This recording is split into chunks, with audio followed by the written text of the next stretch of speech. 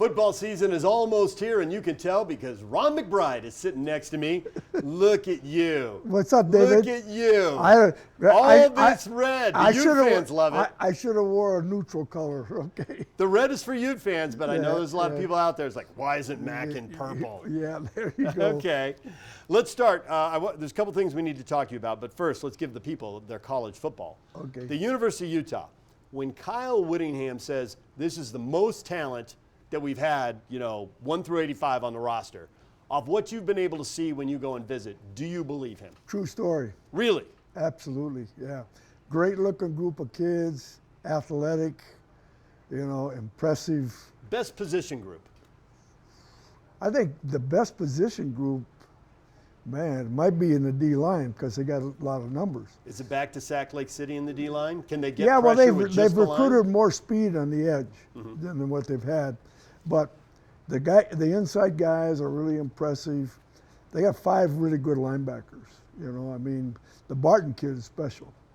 And you can't get to the second level in the linebackers because the D-line is not going to let you get in the second level. Okay, now you just said that like an old offensive line coach. I don't know if everybody just knows what you just said. Yeah. You can't get to the second level means the opponent's O-line isn't going to be blocking linebackers because they're going to have their hands full with the front four, which means linebackers are going to run all over the place and make plays. So they'll have two of their linebackers will probably, one of them will be All-American and the other one will be, and I think the Barton kid will be the All-American. And I'll tell you, the other kid who's good, it's a kid that transferred in there from Stanford. He's a nice player. So you are such an O-line coach. Yeah. You cannot take the O-line coach out of you. Yeah, and Jim Harding is a good dude, the offensive line guy, and they're deep in the O-line too. I mean, they've got, and they added two. They added a guy from Arizona and a kid from BYU. And the kid from BYU, he and his brother are special.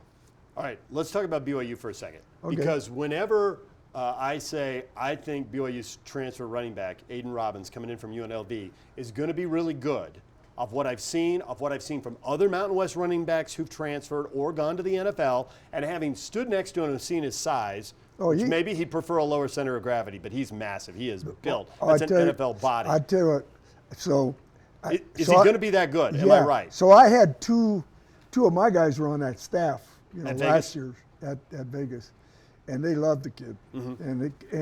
And I watched him probably 4 times and really impressed with his ability.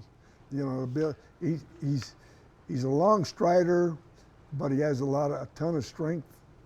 And he is really a good player. He's got a very charismatic personality. I think with transfer coming in, it can be hard to bond, but I think O-line guys probably like that kind of personality. I think they can bond quick. Absolutely. Yeah, they're going to like the way he runs. Yeah. And then I think defensively, I think their D-line will be solid. Once all their linebackers get healthy, they'll be very good there too. Now, they got a corner that transferred in from Weber, was their best player. So I don't know how good the back end guys were, and probably in the spring, because the 2 starters were hurt in the spring, and the kid DJ transferred in there from Utah State. Now once those guys are all practicing, that'll upgrade their defense quite a bit. Utah State they basically turned over half the roster there. Do you have a feel for how good they're going to be, or is that just going to be a mystery and we're going to have to watch September games and figure it out? I don't really have a clue about kind of where they're at, because they lost quite a few guys in the transfer portal. Good players too. Yeah. And then the Moa kids transferred, DJ transferred, Connie Nevis's kid transferred. So they had 4 or 5 of the kids that I knew the families really well because the dads had played for me. They all went on the portal. So I'm not sure. When you're not scoping out college football teams, you run a foundation. Spend a lot of time on the name of the foundation. It's the Ron McBride Foundation. And it raises money for after-school programs. That's right.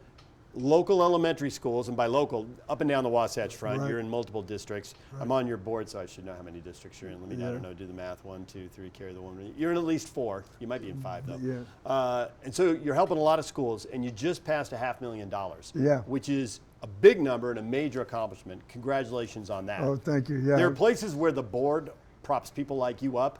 The number of calls you go on and go out for money is very impressive. You're on the front foot in this. It's and we appreciate it. It's a nonstop thing, but we've gone from zero money Zero. to probably $750,000. We'll give away almost $300,000 on the 24th of this month.